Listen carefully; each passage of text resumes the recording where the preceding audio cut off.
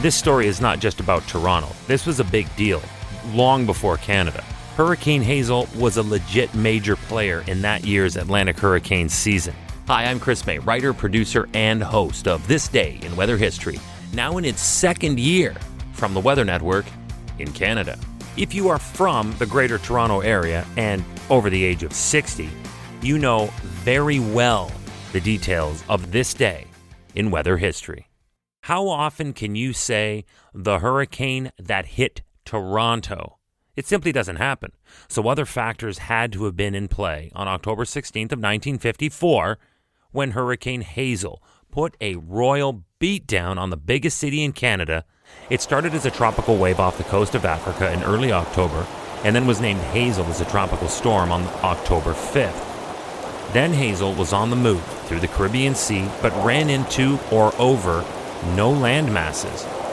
Now, just before I dive into the Toronto impact, it is important also to note that as a whole, Hazel was very unpredictable. It defied meteorologists' predictions on multiple occasions, and this made it therefore an extremely dangerous storm. On October 14th, just before its first landfall on the Carolinas, Hazel's wind speeds rocketed to 240 kilometers per hour, and that qualified it to be upgraded to a Category 4 storm. And it was coming in hot. Approaching land, Hazel was moving at a very high forward speed of 48 kilometers per hour. That's 30 miles an hour. Nothing could slow this monster down. After landfall, it weakened to a Category 3 storm as it passed over Raleigh, North Carolina, and then from there, it was off to New York and then Pennsylvania. By the time it reached Canada, it was an extratropical but still Category 1 storm. Hazel did not act alone, I mentioned that. Merging, or meteorologically phasing, with a cold front, it created a new center of low pressure. This new broad and intense area of low pressure proceeded to move straight to Toronto. Once over the Big Smoke, the storm ran into a blocking area of high pressure that was situated just to the northeast, which caused it to essentially stall out where it lay. The eye of this storm at midnight on the 15th was now over downtown Toronto. With this in place, Hazel was allowed to literally unload most of its moisture in one focused area. That just so happened to also be the most densely populated city center in Canada. But this 1954 season was a particularly wet and active one.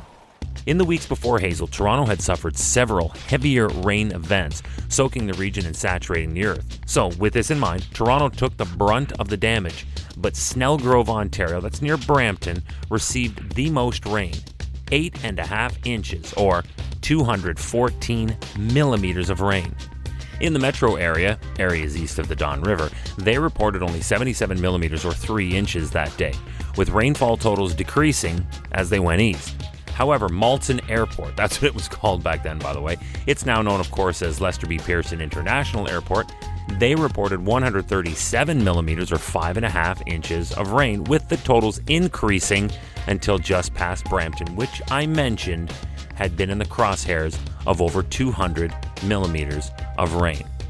The soil could simply not hold that amount of rain, and as a result, over 90% of it went into Toronto's waterways. Here is where the overland flooding started to get out of hand. Prone to flooding, the Humber River raced downstream from Woodbridge when an earthen dam failed. The low-lying areas near the Humber were mostly residential at the time, and as a result, were among the worst affected regions during this storm. In the end, Hazel cost Toronto 81 lives while also leaving over 4,000 families homeless.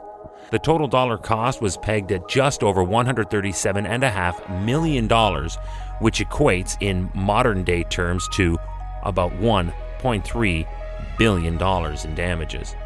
It was the deadliest and costliest storm of the 1954 Atlantic hurricane season, and this happened in a city where you have to literally catch a flight with a movie and a meal served before you can even reach an ocean side. Toronto's infrastructure also took a major hit, with as much as 50 bridges, 50, being washed out by the rising waters. Torontonians did not have any prior experience with hurricanes, and the storm as a whole proved to have come as a big surprise. Following Hazel, residential development in areas along Toronto waterways was strictly prohibited. and where there once were homes became parks instead. Lesson learned this day in weather history. Tomorrow is October 17th, and this marks the day the Earth literally opened up and destroyed the world-famous Marina District of San Francisco, while also sending an earth-rippling terror through Candlestick Park, where the San Francisco Giants and Cross Bay rival Oakland A's were warming up to play Game 3 of the 1989 World Series. We'll go back to October 17th, 1989, and the World Series earthquake on this day in weather history with me, your host, Chris May.